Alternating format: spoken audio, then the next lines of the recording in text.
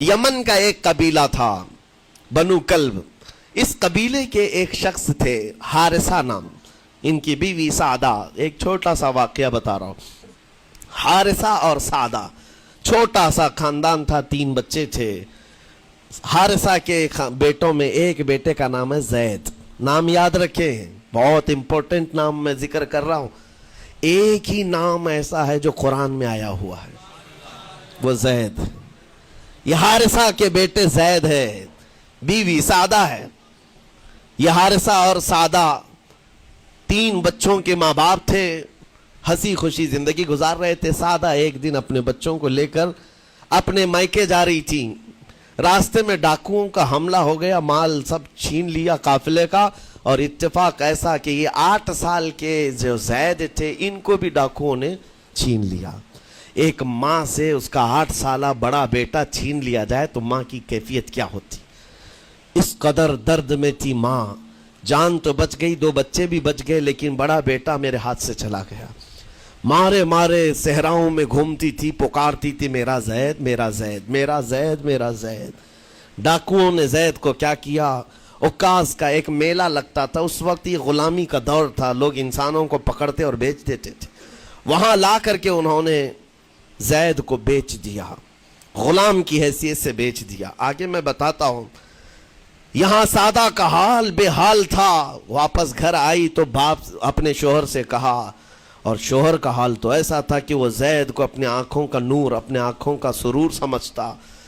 اور اس قدر پیار و محبت والا باپ مارے مارے گھومتا رہا گلیوں میں. اور ان کا لکھا ہوا ایک اشعار کا منظوم ترانہ ہے جو اپنے بیٹے کی جدائی میں لکھا. اپنے دشمن بھی وہ ترانہ سنتے تو رو پڑتے تھے. ایک باپ کا درد اپنے بیٹے کی جدائی میں, بہت روتے تھے بہت. ماں بھی دن رات روتی, باپ بھی پہاڑوں پر چڑھ جاتے اور وہاں سے صدا لگاتے, اے آسمان اگر تو نے زید کو دیکھا ہے تو میرے حوالے کر دے. زمین کے چپے کہیں اگر زید میرا زندہ ہے تو مجھے وہاں تک لے چل. یہ اشعار میں گنگناتے تھے, روتے تھے. اور زید کا کیا ہوا, عکاظ کے میلے میں بیچ دیا گیا. خریدا کون, حکیم بن حزام, جو حضرت خدیجہ رضی اللہ تعالیٰ عنہ کے بھائی لگتے تھے. یہ لے کر کے آئے اور حضرت خدیجہ رضی اللہ تعالیٰ عنہ اس وقت مکہ میں اور حضور پاک صلی اللہ علیہ وسلم کے نکاح میں. تو حضرت خدیجہ کے پاس یہ زید آ گیا. بھائی نے گفٹ کے طور پر دے دیا. حضرت خدیجہ کے گھر میں یہ زید جب آئے, اس وقت ان کی عمر یعنی 10-12 سال کے آس پاس رہی ہوگی. اور یہ ایسا لڑکا جو چھوٹی سی عمر کا, ادب اتنا تھا کہ ہر ایک کا ادب کرتا, بڑے اچھے خاندان سے تعلق رکھنے والا. ہوا کیا, ایک دن آفتاب رسالت, ماہتاب رسالت رسول پاک صلی اللہ علیہ وسلم کی نظر پڑی. دیکھا اخلاق و کردار میں کامل بچہ ہے, اور ایک ہی نظر میں بھاگ گیا. پوچھا حضرت خدیجہ سے, کہا کہ یہ غلام ہے, عکاظ کے میلے میں بیچا گیا ہے. حضور نے فرمایا یہ میرے حوالے کر دو, میرے حوالے کر دو. حضور نے جس کو پسند کر لیا ہو, حضور نے جس پر نگاہ رکھی ہو. اب وہ زید خوشی خوشی حضور کے پاس آئے. نبی پاک صلی اللہ تعالیٰ علیہ وسلم ان کے اخلاق سے بڑے خوش تھے, اور اس کے بعد محبت بھی ایسی دی, ایسی شفقت دی کہ زید کو نہ باپ کی خبر تھی نہ ماں کی خبر تھی. جو کچھ تھا وہ رسول اللہ کے پاس تھا. حضور پاک صلی اللہ تعالیٰ علیہ وسلم کی تربیت میں دن گزرتے گئے, بڑے ہو گئے, یہاں تک کہ 16 سال کی عمر تھی. ایک دن حج کے موسم میں یمن کا بنو کلب خاندان آیا ہوا تھا, اور وہاں حج کے دوران وہ لوگ زید کے باپ حارثہ کے لکھے ہوئے اشعار پڑھ رہے تھے اور لوگوں کو رلا رہے تھے. ایک ہمارے قبیلے میں باپ ہے جو بچھڑے ہوئے بچے کی یاد میں روز روتا ہے, اس کے اشعار تو سنو. لوگ سن کر کے رو رہے تھے, یمن کا کوئی ایسا باپ ہے جو یوسف گمگشتہ کی خبر میں رویا کرتا ہے. یہ لوگوں کی بھیڑ لگی تھی, اسی کے سامنے سے زید کا گزر بھی ہو رہا تھا. بنو کلب کے لوگوں نے زید کو دیکھا, پہچان لیا, یہی تو وہ بچہ ہے جس کی یاد میں اس کا باپ روتا ہے. اور اس کو بلایا اور کہا تیرا نام, کہا زید. باپ کا نام حارثہ, کہا یہی تو ہے جس کے غم میں پورے اشعار پڑے جا رہے یمن میں. زید سے کہا تجھے پتہ ہے तेरे बाप का रो रो करके क्या हाल हो गया। तेरी माँ सहराओं में आवाज देती है, पहाड़ों पर चढ़ जाती है। एक बच्चे के लिए उसके माँ बाप की जुदाई बता देना कितनी बड़ी बात थी। मेरे अजीजों, सालों की ये गुमगुश्ता खबर फिर से वापस मिल गई है। जैद ने क्या कहा कि अब मेरे माँ बाप से जाकर कह दें कि रोना धोना बंद करें, ऊंटों की तरह इधर उधर भटकना बंद करें, उन्हें मेरा सलाम पहुंचाएं और कहें उन्होंने जहां मुझे देखना था उससे बेहतर जगह में हो, उससे बेहतर जगह में हो।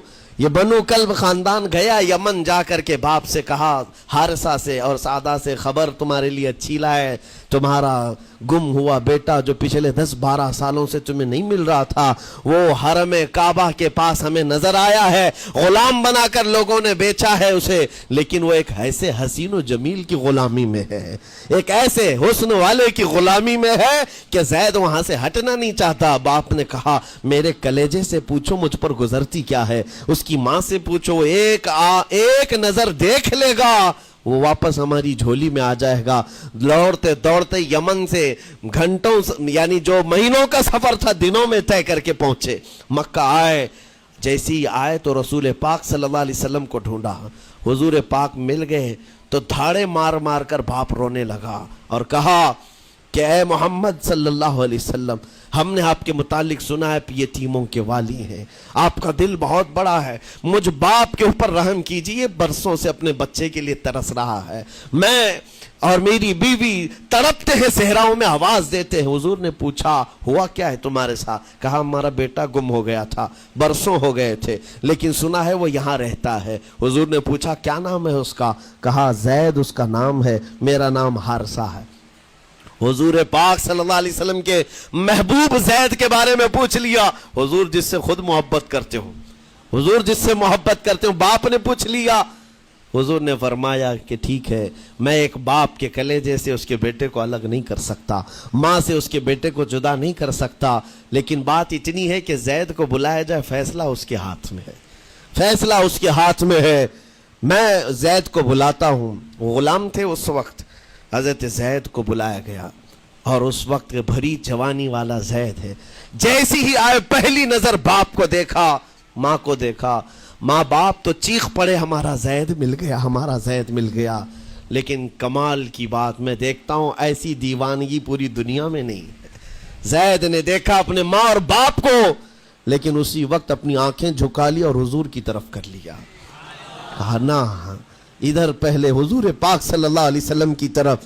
हुजूर ने देखा कि जैद माँ बाप की तरफ देख नहीं रहे हो, जो रो रो करके बुरा हाल कर चुके हो। हुजूर ने जैद से कहा, पहचानते हो? कहा, हाँ हुजूर, ये मेरे बाप हैं और ये मेरी माँ है, ये मेरे चचा है। हुजूर ने फरमाया, फिर मिलते क्यों नहीं हो? कहा, सरकार अगर इजाजत हो तो मिलूंगा, बरसों का बिछड़ा हुआ जवान है, आप इजाजत दो तो मैं मिलूंगा। नबी पाक सल्लल्लाहु अलैहि वसल्लम ने फरमाया, जाओ तुम्हें इजाज़त है। जैसे ही गए, उस मंज़र को जो बयान किया गया है मेरे अजीज़ों, हम पढ़ते हैं तो आंखें भीग जाती हैं। माँ लिपट करके अपने बच्चे को हर जगह चूम रही हो, बाप सीने से लगा करके धाड़े मार कर रो रहा हो, पहले तो गश खाकर गिर गया था, फिर इफाका हुआ, ये दर्दनाक मंजर था। उसके बाद जैद बिन हारिसा को क्यों ना तकलीफ हो, गम क्यों ना हो, माँ बाप बिछड़े हुए इतने सालों के बाद देखने को मिले, दिल पर क्या बीत रही होगी। मेरी माँ वही जो मुझे खुशकियों में पाला करती, तरियों में पाला करती, मेरा बाप वही जो खून पसीने की कमाई से मुझे खिलाया था, आज आ गया है।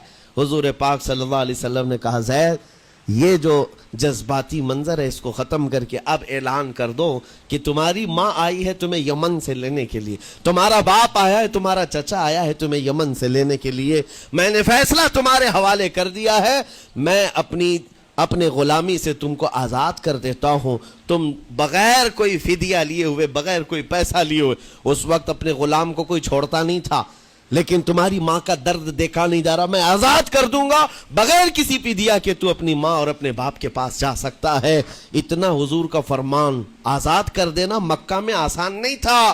बेटे को आज़ाद किया हुजूर पाक सल्लल्लाहु अलैहि वसल्लम ने, तब जानते हो वो कमाल का बेटा है जैद बिन हारिसा। उसी वक्त अपनी माँ को देखते हैं, बाप को देखते हैं, चचा को देखते हैं, और उसके बाद मक्का वाले ये मंजर देखने के लिए जमा थे। मुखातिब होकर के कहते हैं, ऐ सारे मक्का वालों, गवाह हो जाओ, मैं अपनी जिंदगी हुजूर मोहम्मद मुस्तफ़ा के लिए वक्फ कर दिया है। मैंने मोहम्मद अरबी सल्लल्लाहु अलैहि वसल्लम के लिए जिंदगी वक्फ कर दी है। न मुझे यमन जाना है, न मुझे बनु कल्ब जाना है। माँ और बाप देखते रह गए। बाप ने पूछा, ज़ैद आजाद किया गया है और आजादी की जिंदगी को छोड़कर तू गुलामी की जिंदगी को कबूल कर रहा है। ज़ैद बिन हारिसा ने उस वक्त तारीखी जुमला कहा था, कहा, बाबा आपने जितनी शफकत की होगी या 1000 माँ बाप मिलकर अपने बेटों पर जितनी शफकत नहीं किए होंगे, उससे ज्यादा शफकत मोहम्मदुर रसूलुल्लाह ने किया है। मैं 1000 आजादियों पर इस एक गुलामी को, मैं 1000 आजादियों को कुर्बान करता हूं इस एक गुलामी पर। मेरे लिए जिंदगी भर ये गुलामी काफी है। इतना कहा था मेरे आका सल्लल्लाहु अलैहि वसल्लम ने अपने बाहों को फैला दिया, सीने से लगाया और ज़ैद बिन हारिसा को लेकर खाने काबा के पास आए। मेरे अजीजों, उनका हाल भी ऐसा है कि अगर कोई टूट कर चाहता है तो ये नहीं है कि तू चाह रहा है, बल्कि उनका हाल ये है, इतना दिया सरकार ने मुझको जितनी मेरी औकात नहीं। ये तो उनका करम है, वरना मुझ में तो ऐसी बात नहीं। आता है फकीरों पे उन्हें प्यार कुछ ऐसा, खुद भीख दे और खुद कहे मंगते का भला हो। हुजूर अकरम सल्लल्लाहु अलैहि वसल्लम ज़ैद बिन हारिसा को पकड़ते हैं, खाने काबा के पास ले आते हैं। हुजूम जमा था, मक्का वाले सब खड़े थे। तब नबी पाक सल्लल्लाहु अलैहि वसल्लम ऐलान करके कहते हैं, ऐ मक्का वालों सुन लो, आज से ज़ैद को मैंने आजाद किया है, और सिर्फ आजाद नहीं, आज से ये मेरा वारिस है और मैं इसका वारिस हूं। ये मेरा बेटा है। हुजूर ने तन्हा एक ही सहाबी के लिए कहा, ये मेरा बेटा है। और उसके बाद ज़ैद बिन हारिसा को लोग जो मक्का में पुकारते थे, ज़ैद बिन मोहम्मद कहते थे। मोहम्मद का बेटा ज़ैद, रसूल पाक सल्लल्लाहु अलैहि वसल्लम के बेटा होने का शरफ पाया है। मेरे अजीजों, ये जिन्होंने हुजूर सल्लल्लाहु ताला अलैहि वसल्लम के दरबार का एक बार मजा चख लिया तो वो फिर यूं ही कहता है, फिर के गली गली तबाह, ठोकरें सबकी खाई क्यों, दिल को जो अक्ल दे खुदा तेरी गली से जाए क्यों। हुजूर पाक की गली में जो एक बार मजा ले ले, वो फिर दुनिया की ठोकरें नहीं खाता।